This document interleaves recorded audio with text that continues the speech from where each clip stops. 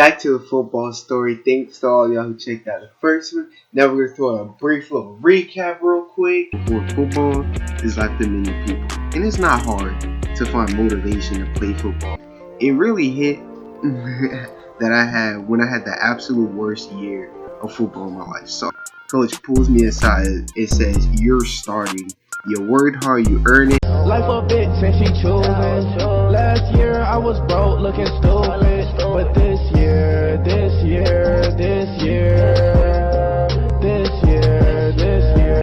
Alright, 3, 2, 1, let's get right back into it. So, our first game was against Glen Academy, which was lit. I remember that game, man.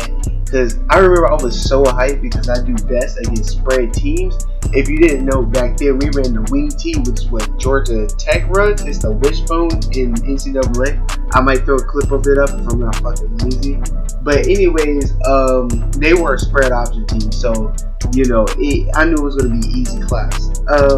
So yeah, I was so hyped that day, and the rain delay made it so antsy, man. Y'all will see it in the clip. All the rain, man. It rained, and they took us in the locker room for about 30 minutes, and they thought they were gonna cancel the game. As soon as they said that and cleared up, and we went out there. And I remember, man, first play, man, I was so excited to be out of this field. But first play, man, they called my favorite fucking play in the defense. Bob. Blitz outside back. I was so happy, man. Or some variation of it. So I'm lined up on the outside, man. And the play starts. I hit my little squeeze steps and I make a beeline down the line of scrimmage, man. Almost stepping on the lineman's heels, bro. Or at least I thought I did. I thought I was there, but I was a little in the backfield. And I make the tackle. First play, man. I was hyped. I was so hyped. I was like, yes, this is the beginning, bro. I'm about to show these coaches. I'm about to show them I can play. Y'all sleep on me. So I was so excited. And then 2 mediocre drives go by. You know, I'm making a couple tackles here and there. And he pulls me out. And, you know, now that I think about it in hindsight, he told me that I'm getting a bit nervous, relaxed to play. But he probably was just rotating because I was in there.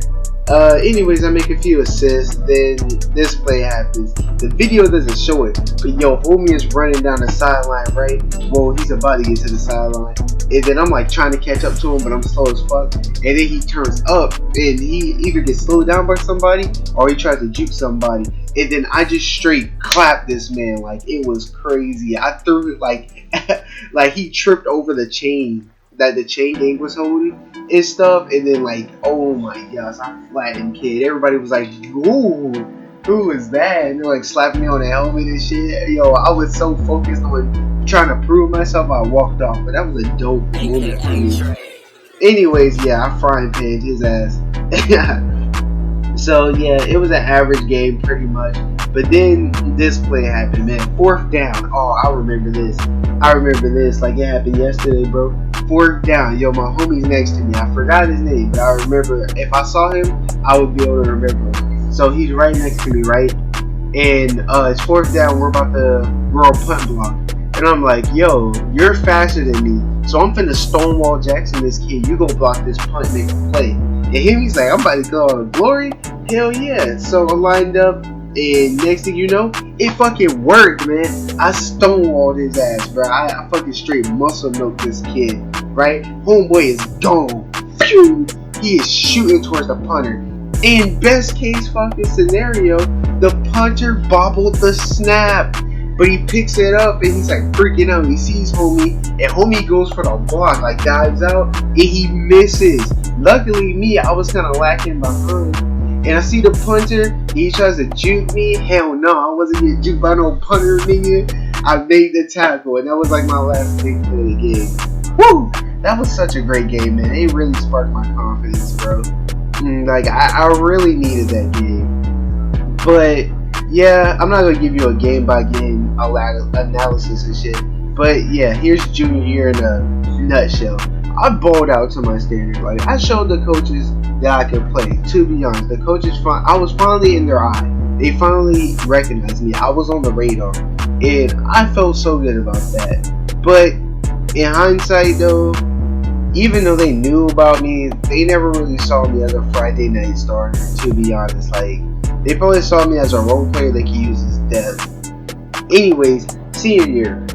Senior year, I still had that burden in me of getting dumped and being abandoned, so I was still working my ass off. But then the news hit just before the summer started, man. Our head coach, Coach Coffee, would be going up to athletic director, and a new sheriff was coming to town. Now, me, I was just like, yo, what the heck? It's whatever. I didn't really think about it at the time because I was still working my ass off. And at the time, I was probably better than about 70% of the kids on the team that wasn't the starters and the people who were supposed to be the starters. So yeah, it was literally a coaching overhaul, and kind of sucked. So our previous coaches wanted to put the best athletes on the field, and we're gonna beat you. Well, we're gonna wither you out, and then we're gonna out scheme you to a win. Our new coaches, they wanted football players, and they made it really obvious that there's a difference between an athlete and a football player. Fuck. So yeah, first time in my life that I realized that. So at the time, I was 5'7", 185 pounds, quicker than fast. I ran an official 4.25 and an unofficial 4.9. I know that's the widespread, but I ran a 4.9. I'm gonna take that to the grade. So I was a decent athlete considered best. Before senior linebacker playing 7A football, highest level of football in South Georgia, probably the most competitive high school football you're gonna get, except for those people who literally travel around the country doing fucking football. I was an awful football player. I was awful to those standards. So yeah, it starts to dawn on me that these coaches are turning towards the younger players they can develop and build around. It kind of hit hard, yo. It kind of sucked. I just hyped myself up and had the best year of football in my life, and finally caught the eye of these coaches that really didn't really pay me any attention since I got here as a freshman. And now they're all gone. I just did all this to get their attention. Now they were finally seeing me as somebody they could throw in, and they're all gone, every single one. And there's a new sheriff in town, and they're just like, yo, you're too small, pretty much. So the year starts, and not only do I know football's fading away, they have me buried on the depth chart. They have freshmen starting over me, they're sophomores, but pretty much freshmen. And that, I was like, yo, man, 9 years of my life is going to be gone in a few months, and there's nothing I can do about it, yo. All the blood, the sweat, the heartbreak, the redemption, the earned trust, the dream. I lost confidence, I wasn't. I lost confidence, man. I wasn't gonna prove her wrong. I wasn't gonna make her feel bad for the decision of leaving me, man. And yeah, it hit me, man. I'm the 96%. Crap. I didn't get no scholarships, no emails, calls, nothing. I wasn't recruited whatsoever. It sucks, man, because I remember before senior year, I was in a business class and I asked Miss Youngblood. She printed me out a picture. It was 1%. It was less than 1%, yeah. And I told her, can you do this for me? And she gave it to me. And she said, why did you want this? I said, because that's the chance of me achieving my dream. And she said, that's awesome. And I was the 99%, man. I didn't get to achieve my dream.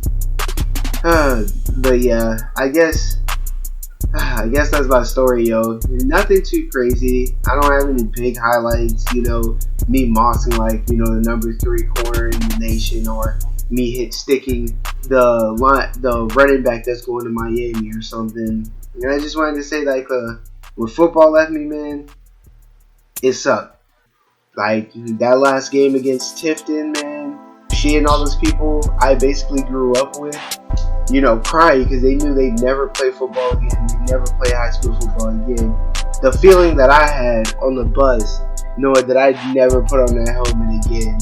Oh my gosh. I remember the Wayne game, bro. That Wayne game, junior year, last game of junior year, when I knew this is probably my last time ever putting on this helmet and cleats and actually playing, being guaranteed to play. And I left my heart out on that field, man. I really did. I left my heart out there. I was so anxious. I literally had an asthma attack before the game. That's how fucking not even stressed. I don't know what anxious I was for the game to happen, and it went by so quick. I missed it, man. Like, yo, it was freaking crazy. But yeah, I gotta do the outro again because I was talking too freaking long. But anyways, yeah, you guys, that's the video. Share your story. I'll catch y'all out one. But I'm still happy, and you can live without it. So, you know, please share your story. We need to flood YouTube with more than just hype D1 stories. Like, shout out to them, Dockery and Donald De La Haye and all that. But we need more than just yo, I made it stories. We need more of these because, like, not everyone makes it and it sucks, man. I don't live with my parents, built shit from Paris. Yo, bitch keep staring, you should be embarrassed. Lil' Tracy got bigger, she wanna take a picture. Ain't punch her, but I hit her, dip and act like I don't miss her.